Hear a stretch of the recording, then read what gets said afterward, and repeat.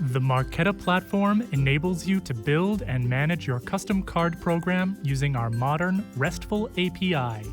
And now you can use our Swagger specification file to generate your client code in seconds. To start, go to editor.swagger.io. Find the File menu and select Import URL.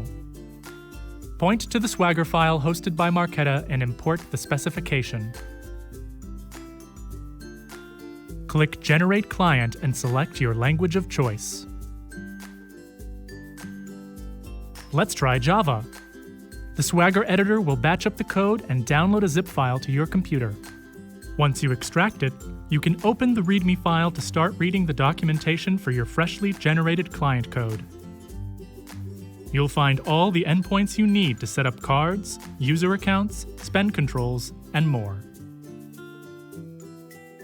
For more information about using our API, head to marqeta.com/docs.